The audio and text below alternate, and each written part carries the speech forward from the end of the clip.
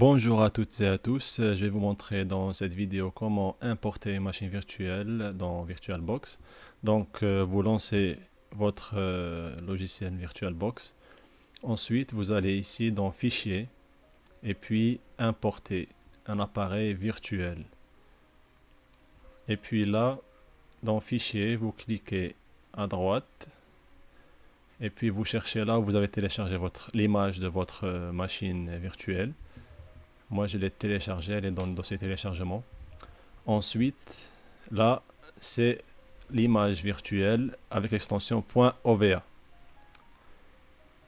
Sélectionnez là, cliquez sur Ouvrir, et puis Suivant. Donc là, si vous avez un ordinateur avec 8 Go de RAM ou plus, ne touchez à rien. Vous pouvez directement cliquer sur Importer. Sinon, si vous avez un ordinateur plus limité, c'est-à-dire avec, par exemple, avec 4 Go de RAM, là, il faudrait réduire la taille de la RAM allouée à la machine virtuelle. Si vous avez 4 Go de RAM, donnez-lui la moitié. Donnez-lui, par exemple, 2 Go. Ici, remplacez 4 par 2. OK. Mais si vous avez plus de 8 Go ou plus, laissez-la à 4 Go pour que la machine soit fluide.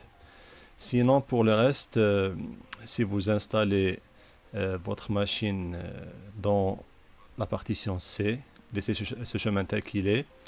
Il est à noter que pour cette machine-là, pour ce TP, il vous faut minimum 10 Go d'espace libre dans votre partition C. OK, pour ceux qui ont Windows. Sinon, pour les autres OS, l'essentiel, c'est de libérer 10 Go. OK, pour pouvoir importer cette machine. Et puis là, c'est bon, 4 Go et j'importe ma machine. Ça prend quelques secondes. Vous pouvez voir. On attend un peu. Et voilà, vous avez votre machine virtuelle importée. Maintenant, vous pouvez double-cliquer pour la lancer.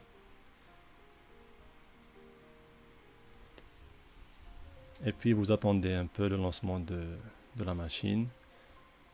Il faut savoir que vous avez le mode plein écran. Ici en bas par exemple, on peut revenir vers Windows. Sinon, vous pouvez utiliser la touche contrôle du côté droit du clavier, CTRL. CTRL plus F pour aller en plein écran. Sinon, CTRL plus C pour revenir vers Windows. Même CTRL plus F, vous pouvez revenir vers Windows. CTRL droit F. Voilà. Là, je suis en mode plein écran. Et puis CTRL du côté droit et non pas du côté gauche. F, je reviens vers Windows. Maintenant, il suffirait juste d'attendre le lancement de la machine Ubuntu. Et puis là, TPRS. Et pour le mot de passe, mettez la même chose, TPRS. TPRS. Voilà. Et voici à quoi ressemble votre machine virtuelle. Vous pouvez aller directement dans votre dossier personnel ici. Et puis vous avez tout. Vous avez les énoncés des TP réseau pour MMI1, S2. Vous entrez. Vous avez tous les énoncés que j'ai téléchargés depuis e-learning. Par exemple, pour la séance 1, il y a 2 exercices avec les fichiers qui viennent avec. Séance 2, 3 jusqu'à la séance 5. Et sinon, pour le reste, ne touchez à rien. Tout ça, c'est des logiciels que j'ai installés. Ici, nous avons NetKit. Et puis là, c'est pour le TP du cassage de mot de passe que vous allez voir lors de la 4e séance. Voilà. Ben, si vous avez des questions, n'hésitez pas à me les poser et bon courage pour la suite.